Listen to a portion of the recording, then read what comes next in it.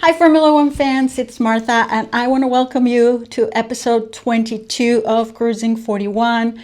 We are going to debrief and we're going to analyze and talk about the Belgian Grand Prix that took place just this past weekend, and it was won by Kimi Antonelli. This is his sixth win in the season and his sixth pole of the season. And this kid is just totally rocking this championship. He has such raw speed and unmatched talent, and it is just outstanding to see not only how he's handling this season, but also how he has been maturing. And race after race, we get to see not only additional performance from him, but also you can see the growth, how he is handling situations, the race, and himself in a more mature way. And it is just outstanding to see and be able to witness how he is conducting himself, how is gaining that level of performance, and how he is winning these races. So let's talk about quali. And of course, Kimi was on pole. He had a very, very strong quali and a very dominant, well, maybe dominant's not the right word, but he had a very well put together and very strong quali run. And so, like I said, he secured pole position. Max was front row right there with him, and Lando put his McLaren on third, although he was going to have a 10 place grid penalty because of some changes to his power unit in his car. So he knew he was just not going to maintain that, but regardless, he was able to put that McLaren on third position. So the race started and we had chaos right at the beginning. We saw on lap 2 a safety car was deployed because George Russell who had been struggling with the start. Apparently there was some issue with his battery, and how it was not fully charged, and so he was not able to deploy as effectively as others did. So he lost some positions, and then he found himself battling at the beginning with Lewis Hamilton, and then there was contact between the two of them, and that caused George to get into the gravel, and he became our first DNF. Lewis Hamilton received a 5-second penalty as a result for causing a collision. There was also, further down the order, there was also an issue with the two Haas. Ocon and Ollie Bearman touched, and Ocon was also into the gravel, but he was able to bring that car back into the track, and he was able to actually finish the race, even though he finished kind of like way in the back, but he was able to rejoin the race and being able to carry forward. And then lap 8, there was some contact between Charles Leclerc and Oscar Piastri. They were fighting at this point of time. They were fighting for third. He started to lose kind of ground and performance, but then later on he was able to remain competitive. Not 100% competitive as he would have been if he wouldn't have lost that part on his wing, but he remained in pretty decent competitive shape throughout the race. Then it was actually at this point of time, after he had his contact with Leclerc, that as I mentioned, he started to lose some performance at the beginning, and Lewis took advantage of that loss in performance, and he was able to pass him. And so he found himself like fighting for third with Leclerc, to just being passed by Leclerc and then also by Lewis. So on lap 11, we started seeing how some of the drivers who were kind of like towards the front of the field were starting to get more comprised, more tied together. And so we started seeing, Max Max Verstappen and Charles Leclerc and Lewis Hamilton and Oscar Piastri staying within a very close distance of one another. At this point of time, we had Lando who started 13 because I mentioned of this grid penalty, and he was getting very competitive, very racy, and he was able to make a lot of positions. So at this point during the race, he was in 6th. Then on lap 18, we had a virtual safety car, and then we had another one yet again on lap 20, and this was for some of the marshals to go into the track and retrieve some debris that was left from, these impacts, these touches that the drivers had incurred into earlier in the race. So that second virtual safety car didn't work out too well for Kimi, but Leclerc took advantage of that safety car, and then Kimi found himself, because he had done his pit stop during a regular race time, if you will, then he had to go through the normal cycle of the pit stop, as where with the virtual safety car, more notably Leclerc was able to get ahead of Kimi. But then by lap 25, he was able to pass Lando, and then he started doing the same thing as he has been doing recently. So he started to get the charge to get to Charles Leclerc, and Kimi is very fast. He has that raw speed, and he lap after lap after lap, you could see how he was starting to cut that gap. Then Lewis came into the pits, and there was an issue whereby he got his 5-second penalty served at that point, that penalty that he had from that contact with George at the beginning of the race. And then they changed the tires, and he had a mechanic trying to adjust his front wing. The team released Lewis while the mechanic was still working on the wing. So the mechanic got kind of like impacted by, the front right tire from Lewis, and he was unable to perform that wing adjustment that was needed for the change of tires that Lewis had when he came into the pits. Fortunately, the mechanic was okay. But then Lewis started reporting on the radio that he was starting to feel some loss of performance because that adjustment that was needed was not able to be performed while he was in the pits.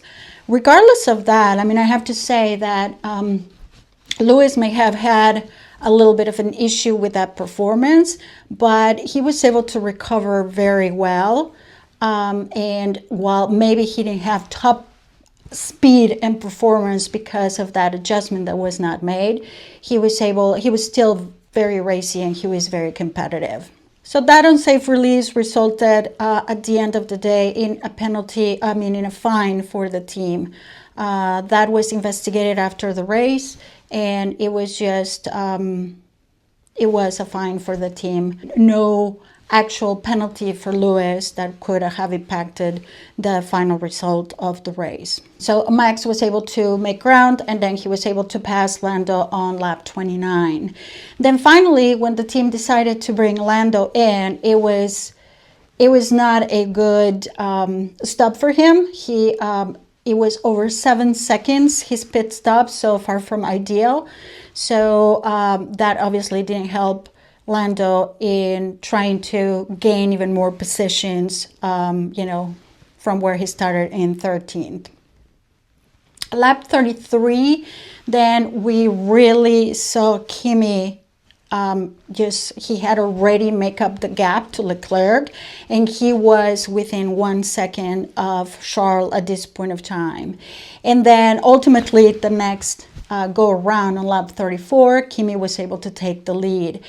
And what it was really interesting to see, how in this in this new era of the cars for 2026 with the battery deployment and how they have to do the super clipping and the harvesting and the regenerating of the battery. And that's why we see a lot of that yo-yo kind of racing. What it was very interesting to me, and I really want to highlight and mention, is that Kimi is really becoming a master when it comes to this battery deployment. And he is now to a point that he's able to very strategically ascertain in which areas or which places he will have the best advantage when it comes to that battery deployment to be able to make the pass without creating an advantage to the other driver to be able to pass him as a result. So that yo-yo effect that we see.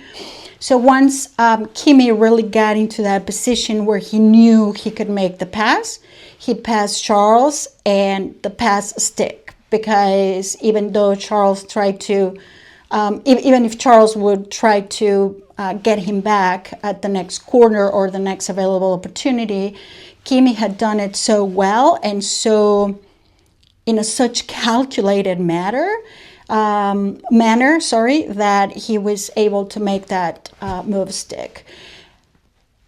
Regardless, I mean, it's worth mentioning too that Leclerc stayed very close to Kimi throughout, most of the laps. I mean, he was staying within 1 second of Kimi, and so although Kimi was still being, in the front and was being able to be very competitive, and he was given super performance, Leclerc was staying very close to him, which also, it is really nice to see Ferrari getting to a point that they can be competing with Mercedes in this kind of way, in this kind of performance, competitive kind of way, and staying very close to Kimi. And it is also worth commenting too that Ferrari is also becoming not only very competitive, but also very reliable. So while we saw some issues with reliability with Merck, and we have seen them throughout 2026, Ferrari remains, for the most part, very reliable. Despite Charles staying very close to Kimi and, like I said, within 1 second, then Kimi started to get even more performance out of the car, and then he started building a gap.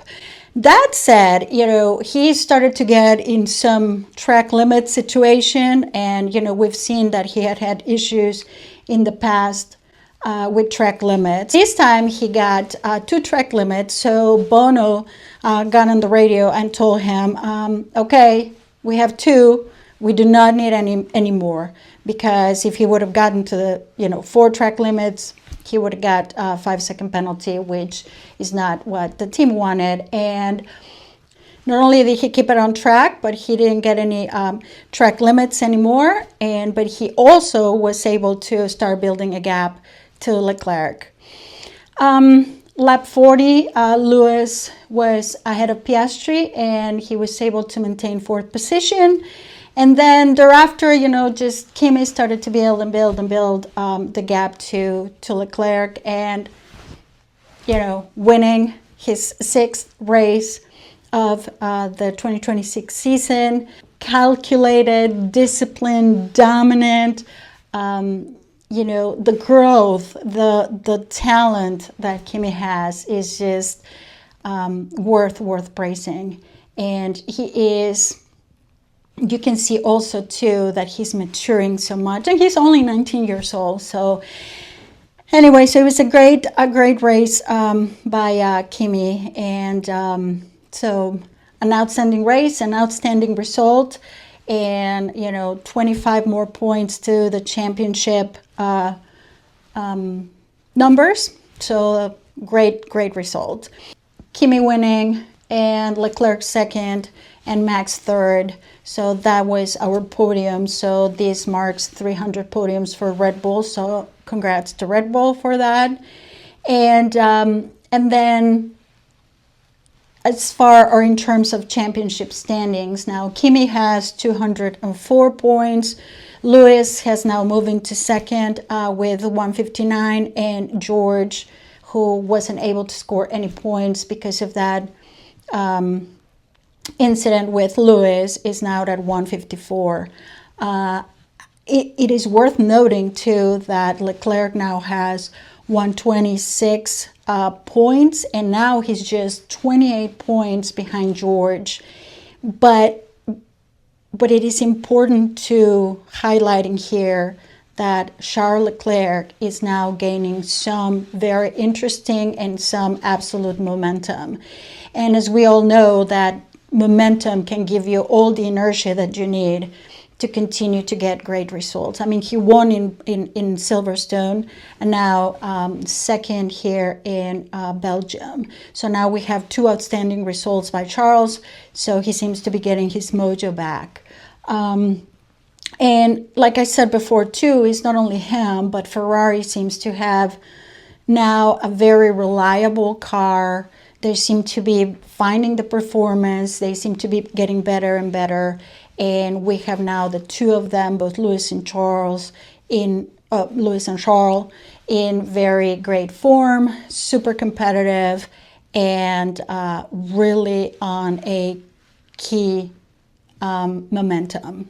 I just want to interject here a little comment about George, because I feel as though while Charles has been able to internalize everything that was happening to him at the beginning of the season, and he's been able to step up his game and start getting the results he needed. And of course, with the results, you get the confidence, and with the confidence, you get better results. And it's kind of like that, good, circle of momentum, if you will. I don't know how to call it, but yeah, I will call it circle of momentum. So Charles has been getting on that really good momentum, really good results, more confidence, and therefore, better results, performance, and whatnot. But George, on the other hand, he seems to be, I'm going to use the word, catapulting himself and unable to get out of this downward spiral that he seems to be caught on. He's had his bad luck, just as Kimi had bad luck as well for a few races.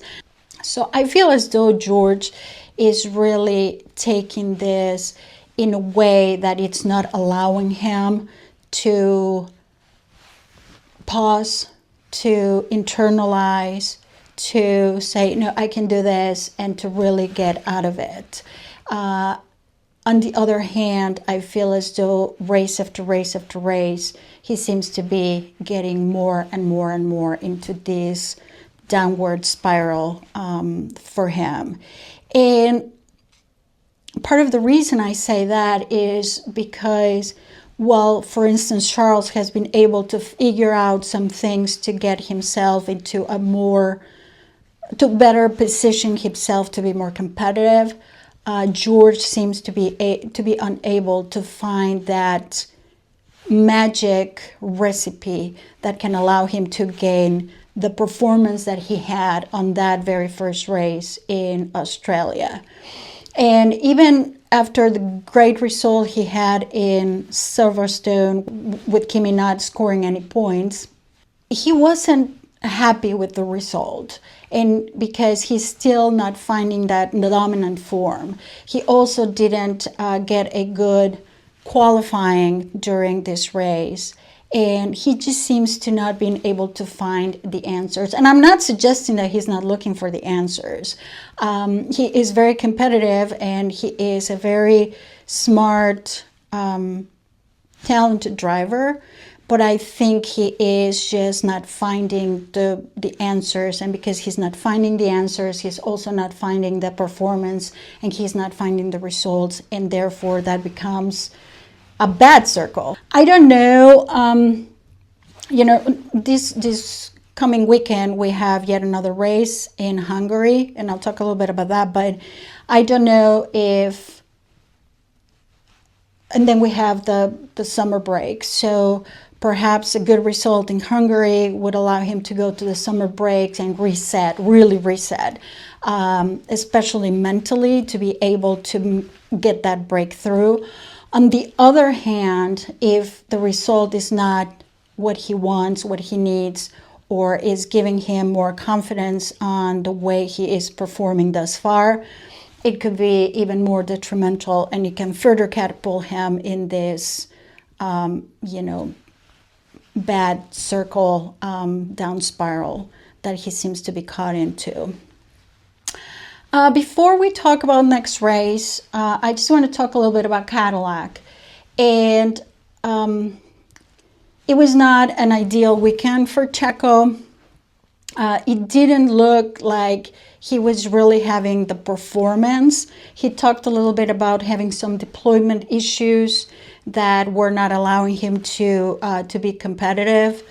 I do have to say, at the beginning of the race, following his onboard, he looked to be somewhat competitive, but not able to really maintain that level of competition. He did start the race in a very effective way, and he made up a few positions, but then he started not losing positions, but not remaining competitive. He was also impacted by some of the issues that we saw between drivers at the beginning of the race. And actually, there is a video where you could see that he received some debris that got stuck on his left mirror, and he actually had to get his hand out to unstuck it, himself, so he can carry on. But then after that, he had a suspension issue. He initially thought he had a puncture because he could feel that there was an issue with the car, and so they called him into the pits. They did a full set of tire change. I believe they put him on soft tires, but then he was out, and then he was still having issues, so they called him back into the pits. And at the end, it was rear suspension issue. So not ideal. I mean, yet again, another weekend and another race of some issues, but also some key learnings that the team is going to have to internalize and learn from, and get better and get those issues under control. The good news is that Valtteri did finish the race. He was also not competitive, but he was able to finish. And every time that Cadillac finishes a race, he has invaluable data that comes to the team for them to decide and assess and understand and learn and then fix. So it's a process, so we'll have to wait. And it was not an ideal weekend for Checo, but again, we're going into another race this weekend. So, and I'm still fully committed and fully supporting the team. Go Cadillac. So then, like I said, we have another race this weekend, and we go to Hungary. And Hungary is a 4.381 kilometer track. This is a track where energy deployment, the battery situation, may not be that critical and paramount for this race. So some of those teams that have been struggling with that, may see an improvement of sorts in performance, but we shall see. And then, so back-to-back weekends. I want to know what you think about how this weekend went. What do you think about the 5-second penalty for Lewis? I mean, there's some level of, there's something to be said about that. There's some level of noise about that penalty, whether it was warranted, whether it was just a racing incident. And then, of course, there's also some noise about the non-penalty for Leclerc for the touch, the impact that he had with Oscar Piastri. And so let me know what you think. What do you think of the race? What do you think of Kimi and this great form that he's in? What do you think about Leclerc coming back in full force the past two races. Ferrari getting better and better, and then Merck and the reliability issues. Thankfully, it wasn't the case this weekend, but yeah, let me know. Interact with me. I'd love to hear your thoughts. I'd love to hear your take on things. You can leave me comments here on this platform, or you can also send them to me. I'm going to put my socials here, and like the video if you like it. Subscribe to the channel, and I look forward to be back in next week when we debrief the Hungarian Grand Prix, and hopefully it will be an awesome race. Thank you for listening. Talk to you soon. Bye.